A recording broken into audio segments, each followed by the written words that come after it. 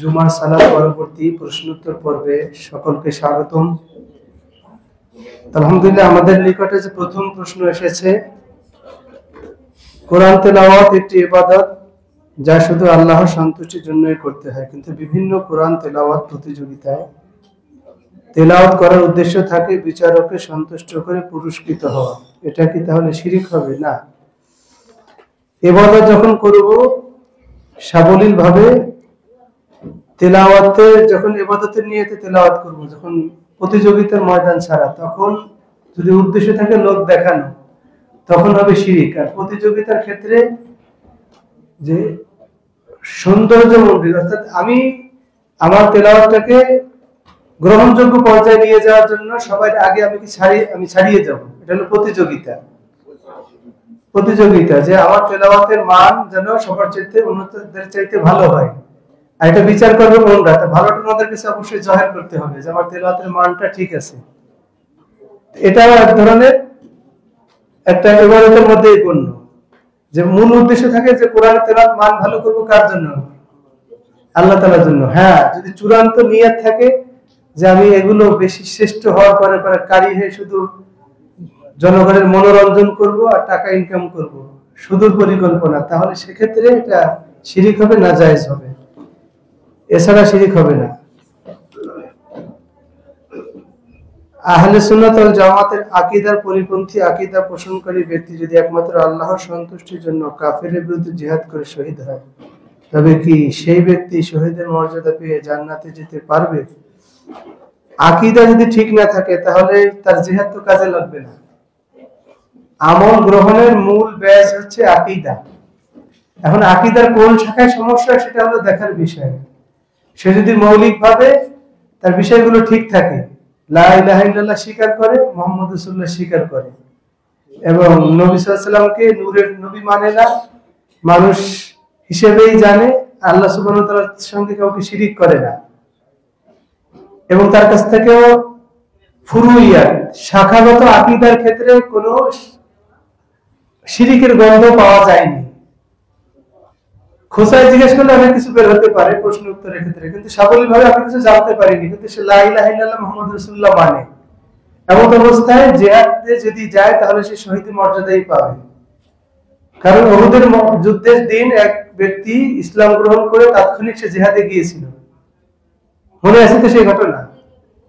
উহুদের যুদ্ধের দিন তাৎক্ষণিক ইসলাম গ্রহণ করে তাৎক্ষণিক জিহাদে গেছে। আল্লাহ নবী বললেন যে জান্নাতে চলে গেল লোকটি, এক তো সালাতও পড়লো না।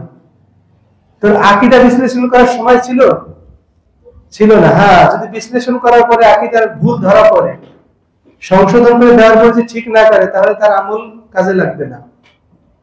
আকীদাই হচ্ছে মূল।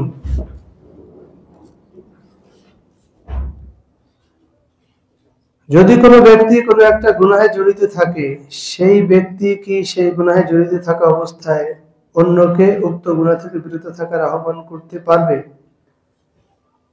আহ্বান করতে পারবে, তবে এটা আল্লাহ তাআলার কাছে পছন্দনীয় না। ঈমানদার হিসেবে দাবি হচ্ছে গিয়ে একে অপরের জন্য আয়না স্বরূপ, তবে নিজের আগে ভালো হতে হবে। আল্লাহ তাআলা বলছেন যে হে ঈমানদারগণ, তোমরা এমন কথা কেন বলো যা তোমরা নিজেরা করো না, তাই নিজেরা না করে, নিজেরা বর্জন না করে একজনকে বর্জন করা, এটা আল্লাহ তাআলার নিকটে জঘন্য, খারাপ। তবে বলার কারণে সে যদি বর্জন করে তাহলে সে নেকি পাবে, কিন্তু সাধারণত এটা প্রভাব পড়ে না যে তুমিও যে কাজ করো আমিও সেই কাজ করি, তুমিও বিড়ি টানো আমিও বিড়ি টানি, তা তুমি টানা অবস্থা আমাকে বন্ধ করতে বলো কিভাবে, এটা প্রভাব পড়ে না। কিন্তু যদি সে নিজে ছেড়ে দেয় যে ভাই আমি ছেড়ে দিয়েছি তুইও ছেড়ে দে, তাহলে এটা প্রভাব পড়ে যে আসলে তো ছেড়ে দিয়েছে। তো বলা যায়, কিন্তু এটা আল্লাহ তাআলার নিকটে পছন্দনীয় না। তাকবীরে তাহরিমার পর একাধিক সানা পড়া যাবে কিনা? একাধিক সানা পড়লে কি বিদআত হবে? না, একাধিক সানা পড়া যাবে, বিদআত হবে না। কারণ ওইটা দোয়াউল ইস্তিফতা, সালাত শুরুর দোয়ার জায়গা। তবে একটা পড়াটাই উত্তম। আল্লাহ নবী যে কোনো একটা পড়েছেন। একাধিক যদি পড়ে তাহলে অসুবিধা নেই, জায়েজ আছে, কিন্তু নিয়ম মাফিক কয়টা পড়বে? একটা পড়বে। যেমন ফাতিহার পরে একটা সূরা হলো মিনাল নূর, সুন্নাহ, যদি কেউ একাধিক মিলায় জায়েজ। ফাতিহা একবার পড়াই সুন্নাহ, যদি কেউ দুইবার পড়ে জায়েজ, তা সালাত বাতিল হবে না, এরকম না ব্যাপারটা, সালাত ঠিক থাকবে, তবে নিয়মটা মেনে চলতে হবে। পোশাকে মানি তথা বীর্য লেগে থাকলে সেই পোশাকে সালাত হবে কি না? সেই পোশাকটাকে আপনি মনি খুঁটে ফেলতে হবে, তারপরে সালাত হবে। যদি মনির বা বীর্যর যে মৌলিকত্ব, মূল যে পদার্থটা, ওটা খুঁটে ফেলানোর পরে সালাত হবে। আম্মা জান আয়েশা রাদিয়াল্লাহু তাআলা আনহা বলেন, নবী সাল্লাল্লাহু আলাইহি সাল্লামের কাপড়ে মনি লেগে শুকিয়ে যেত, আমি সেটা খুঁটে ফেলে দিতাম। আল্লাহ নবী নিজেও খুঁটে ফেলতেন, মাঝে মধ্যে গিয়ে ওই অবস্থায় সালাতে যেতেন। তবে এটা খুঁটে ফেলে তারপরে নিতে হবে। যদি হয় আপনার শুকনো অংশটা দেখা যায়, যদি ভিজা অংশ হয় তাহলে ধুয়ে নিতে হবে তরল।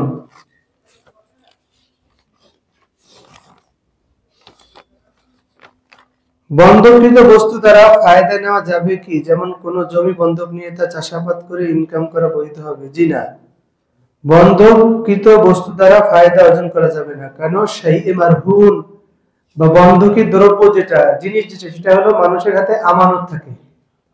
আমি একটা ঘড়ি রাখছি আমানত একজনের কাছে, বন্ধক রাখছি, তো বন্ধকি জিনিসটা কি থাকবে? আমানত। আমানত যেমন ব্যবহার করা যায় না, বন্ধকি দ্রব্য ব্যবহার করা যাবে না। একজন জমি রাখছে একজনের কাছে বন্ধক, যে আমাকে 5 লাখ টাকা দাও, জমিটা বন্ধক হিসেবে রাখো। তো এই বন্ধক হিসেবে রাখার পরে যিনি বন্ধক রাখছেন, নিয়েছেন, তিনি জমিটাকে ভোগ দখল করতে পারবেন না। আবার আমাদের দেশে যে সিস্টেমে বন্ধক রাখা হয় সেটাও কিন্তু জায়েজ নাই। আমাদের দেশের বন্ধকের সিস্টেম আর গ্রামে আবার বন্ধকের সিস্টেম ভিন্ন। সেটা কি?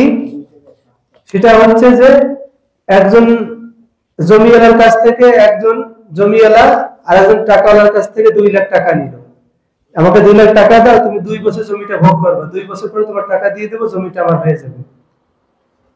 এই যে 2 বছর পরে টাকাও দিবে, আবার মাঝখানে 2 বছর জমিটা ভোগ করলো, এই ভোগ করাটা সুদের পর্যায়ে চলে যাবে।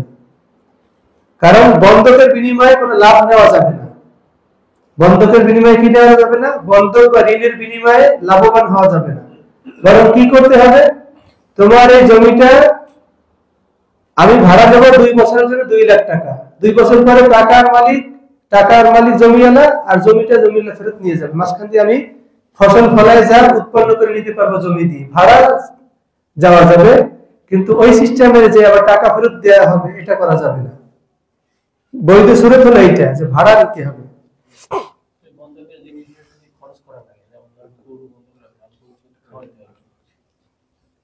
হ্যাঁ, যে বন্ধকের যে খরচটা যদি এমন জিনিস হয় যে খরচ খরচার প্রয়োজন আছে, সে খরচ খরচা মালিকের কাছ থেকে নিবে, তো মালিক বহন করবে। আর গরু তো সাধারণত বন্ধকিদের হিসেবে অনেক সময় দেয় না।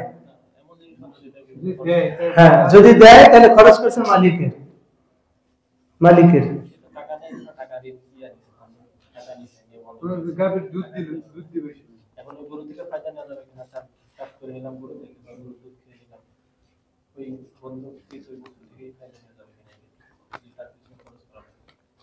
না, খরচ যদি মালিকের, এখন ওটা আবার হিসাবে থাকবে, ওটা আগে থেকে চুক্তি করে নিবে যে খরচ খরচা কার। যদি খরচ খরচা যার কাছে বন্ধক রাখছে এনার অধীনে হয়, যেহেতু এটা খরচের ব্যাপার, যে তোমার গরু পালবে কে, যখন বলছে আপনিই পালবেন, সবকিছু করবেন, খরচ খরচা আপনার, তাহলে তো সে ফায়দা নিতেই পারবে। গরুর চুক্তি শেষ হলে গরুটা ফেরত নেবে। আর যদি বলে যে না, আমি কোনো দায়িত্ব নিব না, তাহলে সম্পূর্ণ ওই মালিকেরই, মূল যে গরুর মালিক তার অধীনেই থাকবে ওটা। যদি গরু মারা যায় তাহলে গরুর মালিক যে তারই নষ্ট হইল, যে বন্ধক রাখলো তার কিছু না, যদি তার অবহেলার কারণে মারা না যেয়ে থাকে। হ্যাঁ, মালিকের। আরেকটা প্রশ্ন। আসসালামু আলাইকুম, স্বামীর ইনকাম যদি হালাল হারাম মিশ্রিত হয়, স্ত্রী স্বামীকে সতর্ক করলে স্বামী সতর্ক না হলে সেক্ষেত্রে স্ত্রীর ইবাদত কবুল হবে কি? স্ত্রী গুনাহগার হবে কিনা? স্ত্রীর গুনাহগার হবে না, স্ত্রীর ইবাদত কবুল হবে। কারণ স্বামীকে বলার পরেও স্বামী যদি সতর্ক না হয়, তাহলে সেই দায়ভার স্বামীর পরে বর্তাবে। স্বামীর ইনকাম হালাল হওয়ার ক্ষেত্রে স্ত্রী তাগিদ দিয়ে যাচ্ছে, এটা দাওয়াতি কাজ করতেছে, আলহামদুলিল্লাহ, এর ক্ষেত্রে সে নিরাপদ। যেহেতু স্বামীর পরে দায়িত্ব হচ্ছে স্ত্রীকে ভরণ পোষণ দেওয়া। তো সে স্বামীর কাছে ভরণ পোষণটা পাচ্ছে, এটা স্বামীর থেকে স্ত্রীর জন্য হালাল হয়ে যাচ্ছে। কিন্তু স্বামী যেখান থেকে ইনকাম করতেছে সেখান থেকে হারাম ভাবে যদি আনে, দায়ভার স্বামী। উদাহরণস্বরূপ, কথার কথা, একজন সুদী কারবারি মুদি দোকান দিয়ে বসছে। সুদী কারবারি লোক মুদি দোকানদার, একজন তার সাথে সুদী লেনদেন করতেছে, অর্থাৎ দোকানদারের কাছ থেকে টাকা নিচ্ছে 1 লাখ, 1 বছর পরে দিয়ে যাচ্ছে 1,20,000। আমি সুদী দোকান মহাজনের কাছ থেকে কিনতেছি কি ডাল চাল, অথবা তার বাড়িতে গিয়ে কামলাই দিলাম, সুদী মহাজনের বাড়িতে তার ঘরটা বানাই দিলাম, সে আমাকে সুদের টাকা থেকে পারিশ্রমিক দিল। তো সে আমাকে যাই থেকে পারিশ্রমিক দিল, আমি তো পরিশ্রমের টাকা নিয়েছি, আমার জন্য হালাল। ব্যাপারটা বুঝতে পেরেছেন? আমার জন্য হালাল, কিন্তু আমি যদি তার সঙ্গে সুদের লেনদেন করি তখন সেটা হারাম হয়ে যাবে। স্ত্রীর ব্যাপারটাও তাই, স্বামীর ইনকাম যদি হালাল হারাম মিশ্রিত থাকে বা হারামই যদি থাকে, তাহলে দায়ভার স্ত্রীর না, তবে স্ত্রী বাঁচার চেষ্টা করবে, স্বামীকে বলবে।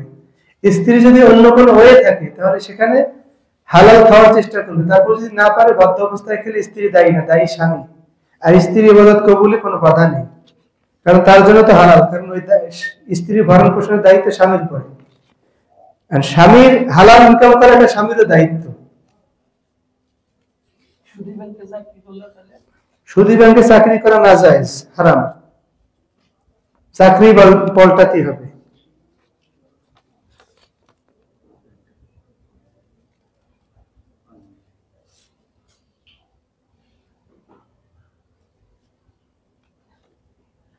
স্বামীর ভরণ পোষণের সামর্থ্য থাকলেও মহিলা সরকারি অফিসে পর্দা করে চাকরি করা জায়েজ হবে কিনা? জি না, এটা ওলামায়ে কেরাম অনুমতি দেয় না। যে মহিলা নিরুপায় না, তার জন্য শখের চাকরি করা জায়েজ নেই। কারণ আর-রিজালু কাওয়ামুন আলা নিসা, স্ত্রীরা স্বামীদের তত্ত্বাবধানেই থাকবে, ঘর দেখভাল করবে। যদি অসহায় বা নিরুপায় হয় সেক্ষেত্রে চাকরি বাকরি। আমাদের সমাজে ওই শিক্ষিত হওয়া মানে চাকরিটা তার জন্য লাজিম, যে শিক্ষিত মেয়ে ঘরে বসে থেকে লাভ কি, দাও একটা জবে ঢুকিয়ে দাও। এই সুযোগে বেকার যুবকের সংখ্যা বেড়ে গেছে, কর্মী নারীদের সংখ্যা বেড়ে গেছে। নারী চাকরিজীবী বেশি, বেকার যুবকের সংখ্যা বেশি। অথচ একটা বেকার যুবকের হাতে মানে চাকরি থাকলে তার দ্বারা মা বাপ বাঁচে, স্ত্রী বাঁচে, ছেলে মেয়ে বাঁচে, সমাজ বাঁচে। আর একজন স্ত্রীর কাছে চাকরি জব থাকলে সে নিজে বাঁচে, তার ফ্যাশন, স্বামীকে ছেড়ে যায়, পরিবার ছেড়ে যায়, সে নিজেকে স্বয়ং সম্পূর্ণ মনে করে। অনেক ক্ষেত্রে এটা হয়, অনেক ক্ষেত্রে এটা হয়। এই জন্য এটা হলো ফিতনা। শখের চাকরি মহিলাদের জন্য ফিতনা, এ থেকে দূরে থাকতে হবে আমাদেরকে। নির্দিষ্ট পরিমাণ টাকা ঋণ নেওয়ার পর পরিশোধ করার সময় খুশি হয়ে সামান্য কিছু টাকা বাড়িয়ে দিলে কি সুদ হবে? জি না। যদি বিনা শর্ত থাকে যে আমি 1 লাখ টাকা ঋণ নিছি, 6 মাস পরে দিলাম যে ভাই তোমার টাকাটা পেয়ে আমি উপকারিত হয়েছি, তার তুমি 10,000 টাকা নাও। আমার তো চুক্তি ছিল না তার সাথে, সুদের কোনো চুক্তি ছিল না, ঠিক আছে 1 বছর পর আমি টাকাটা ফেরত দিব। টাকাটাও আগে দিলাম আর সাথে কিছু হাদিয়া দিয়ে দিলাম, অসুবিধা নেই, দেয়া যাবে।